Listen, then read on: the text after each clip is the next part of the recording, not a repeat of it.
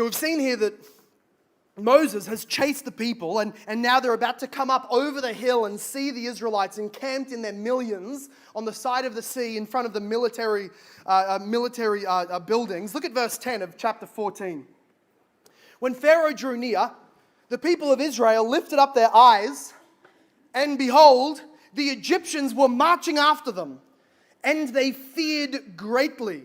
And the people of Israel cried out to the Lord. Now we need to, this is an understandable fear. It's not commendable. It's not good, but it is extremely understandable that you've got slave people malnourished through the years of mistreatment, elderly people, children, and then a bunch of animals, men without fighting swords or any fighting experience. And then you've got 600 plus thousands more of the chariots of Egypt, which was one of the greatest fighting armies history has known, definitely up until the point of the Exodus, the superpower. This is like going swimming, thinking you've escaped, and you're out on the beach, and then you see American naval ships pulling up, cracking out all of their cannons, aiming directly at you as jets fly overhead with missiles ready to drop. That's what this felt like.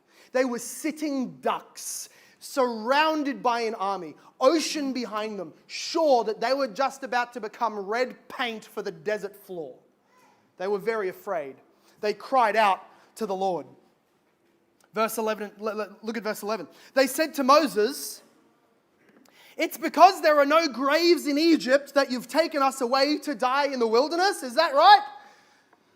What have you done to us in bringing us up out of Egypt? Is this not what we said to you in Egypt? Leave us alone that we may serve the Egyptians."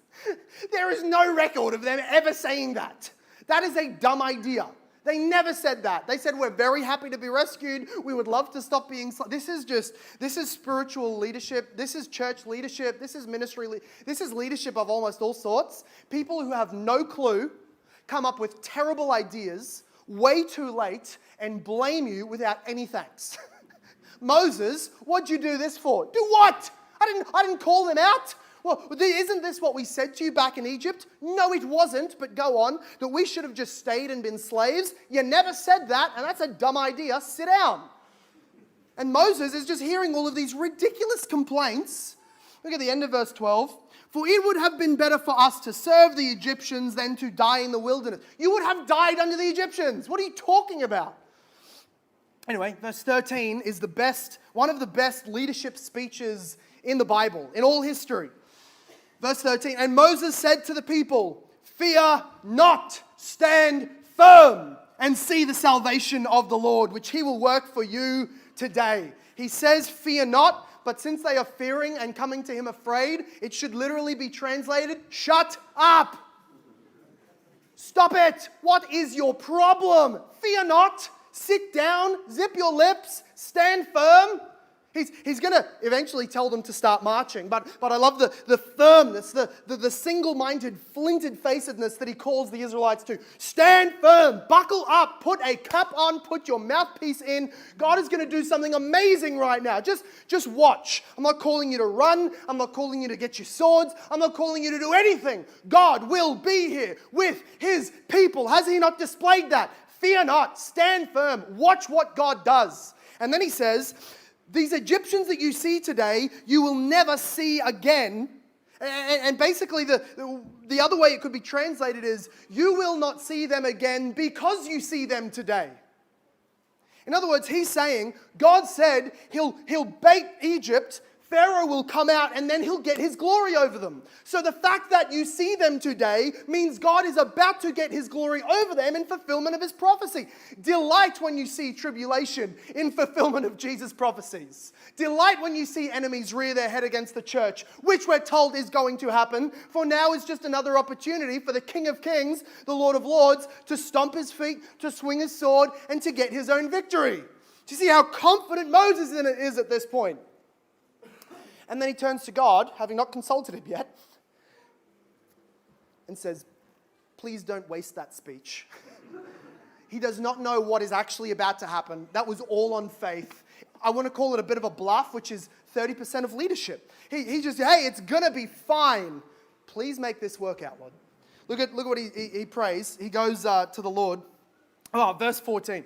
The Lord will fight for you, and you have only to be silent. Another reminder, shut up. That's what you do. That's your best service to the Lord right now. Stop complaining. The Lord will do the fighting for you. And then the Lord said to Moses, so we're assuming he's gone to speak to God now. The Lord said to Moses, why do you cry to me? What? That doesn't seem fair. Moses has just defended the Lord to the people. He's just riled them up for a great defense and faith in God. And God sort of rebukes him. Like, what are you saying about me? Right? Another lesson in leadership, of course. Why do you cry to me? Not a great start. But of course, God is speaking to him as a representative of all the people. So God's not being short-tempered with Moses. He's saying, tell the people this. Why do you cry to me? Why are you afraid?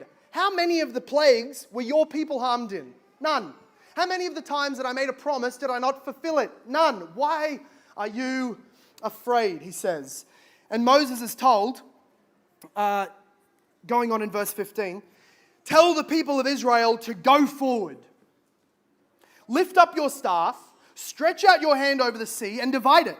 And the people of Israel then may go through the sea on dry ground. And I will harden Pharaoh's heart, the hearts of the Egyptians, so that they shall go in after them. And I will get glory over Pharaoh and all his host and his chariots and his horsemen.